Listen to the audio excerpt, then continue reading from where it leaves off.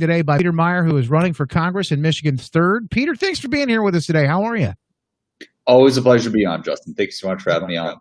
Yeah, I don't know if you heard the impassioned plea from that young man about finally calling boneless chicken wings what they are. But people are standing up, and I said, look, I had to get a little bit of a laugh in because I think these are interesting times, and we'll talk more seriously about that here in a moment. But what say you, boneless chicken wings, or call them what they really are? As long as they're tasty, have a little bit of crisp on the outside, and have just the right flavoring, I don't care the name. I'm still going to eat them. There you go. I appreciate you being here with us today. Like I said, there are interesting times. We see a lot of things happening all around us on a daily basis. And I know you've been going door to door even during the pandemic. And at first, you were really just out helping people, handing out food and helping folks who are suffering during these times. But what are you hearing from folks when you go door to door, and what the serious issues that they're wanting to talk about and have their voices heard about right now? Yeah, I mean, thank you for bringing up, kind of our Operation Fred grocery care package program. Kind of early on in that pandemic, I mean, I think we were all trying to figure out what was going to come next, what we needed to do to just kind of get through the week, get through the month, get through the summer. And now we've gotten through the summer. And the big question is, I mean, what can we start to expect and plan for on the horizon? The whole point of, the initial kind of lockdown and response was, to buy time. And now it's that question of, well, what are you buying time for? We flattened the curve, kind of where do we go next? And what is the government's role going to be in our next phase of coronavirus recovery? We're getting close to, I think we have 3 different vaccines in phase 3 trials right now. Folks are expecting, that we can potentially have vaccinations by, the general election, which is in 2 months. I mean, we're coming up on November. And that means not only, a decision in terms of what the next leadership for the country is going to be, but also when it comes to COVID, how are we going to begin to transition back to normalcy, transition back to a reopening of the economy, and make it so that folks can have that confidence to not only say, I feel safe going out, but to know that the science is behind them. You mentioned some of these issues that I think people are looking at and thinking about right now. Here in Michigan specifically, I'm just blown away, and I guess I probably shouldn't be, but there was a piece that was put in the USA Today today, a letter written by the former governor Rick Snyder, who says, as a Republican, I can't vote for the president. I'll talk about that coming up in a little bit. I don't know that many people really cared to hear much from him at this point, or even if that voice is relevant. And I won't really ask you that question, but the question I want to know is, people hurting here in Michigan because of what the actual and current governor is doing now. This former governor speaking out about the president, but hasn't said a one word about the current governor here in Michigan and how the people are hurting here in Michigan. I'm just curious. What are the stories that you're hearing about from people who are hurting here in Michigan? Because we hear them all the time. I mean, the president did the executive order with that extra $300 for people in their unemployment weeks ago, and it's yet to hit unemployment checks for people here. I mean, they are hurting right now.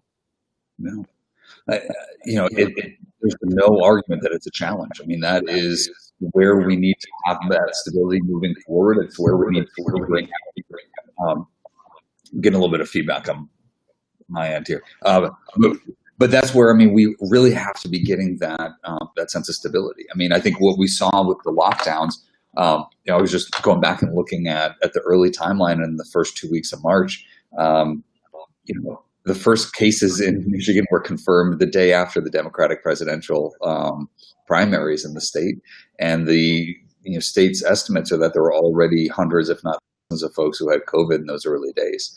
So there were a lot of things that the die was just cast, early on. And I always, this is something where you want to err on the side of caution. What you don't want to do is take, too few steps that are necessary and wind up, having lives lost as a result. But we also need to be remembering the risk that we have, with the economic lockdown component.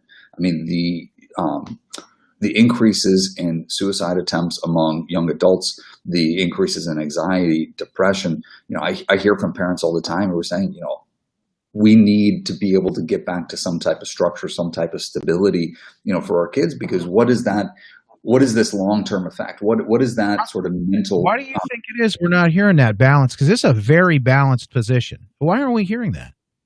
Because it serves no one's benefit to be, trying to tell it straight rather than kind of forcing one narrative or another. I mean, this is the problem is you are either going to get, if you're in leadership, if you're the governor, what your concern is what am I going to be blamed for?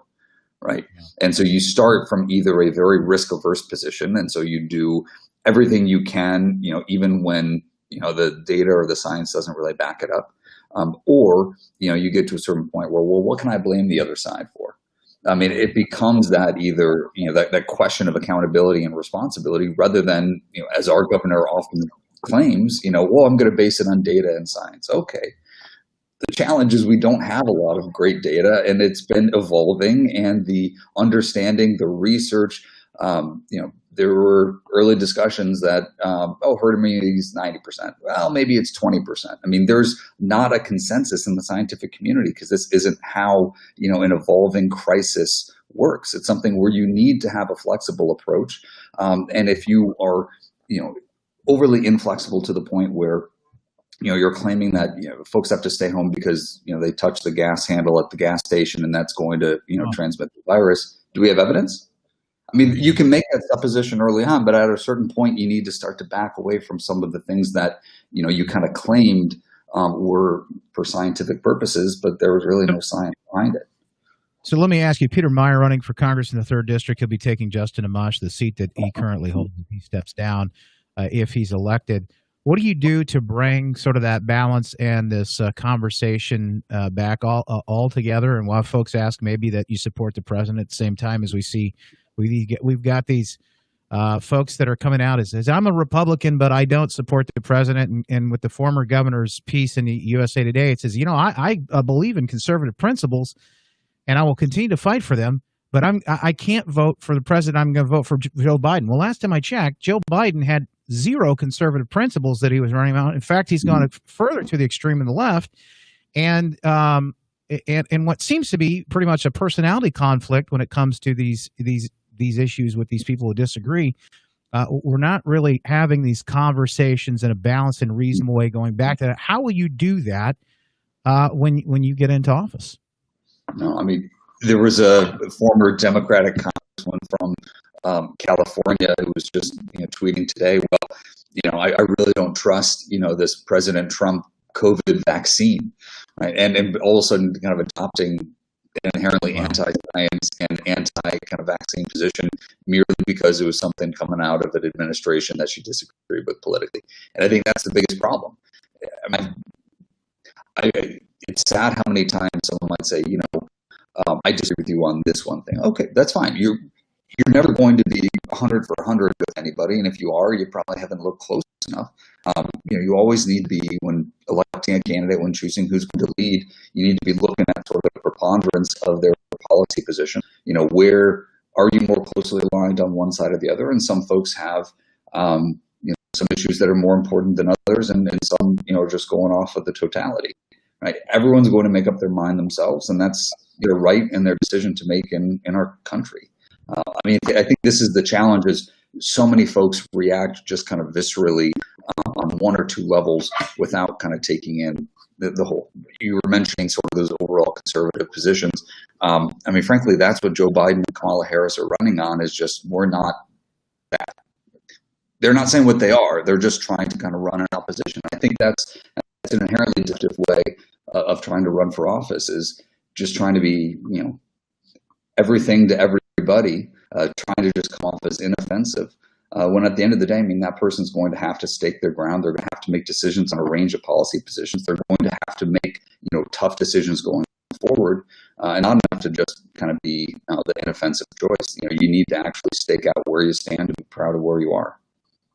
Peter Meijer running for Congress here in the 3rd District of Michigan. We got to have you back on next time, a little bit more time. And I know folks have questions and comments, things they want to maybe ask you or talk to you about. And of course, I know you're always open and willing to hear from those people. We appreciate you being here. Will you come back on with us another time? I would love to anytime. It's always a pleasure to be on, Justin. Hey, thank you, Peter. I appreciate it. Make it a great day. It's Peter Meijer, again, running for Congress, the 3rd District here in Michigan. If you missed any of this, you can hear it again online. Just go search West Michigan Live on our podcast app, the iHeartRadio app, or get it on demand at woodradio.com. Coming up in a second, we'll talk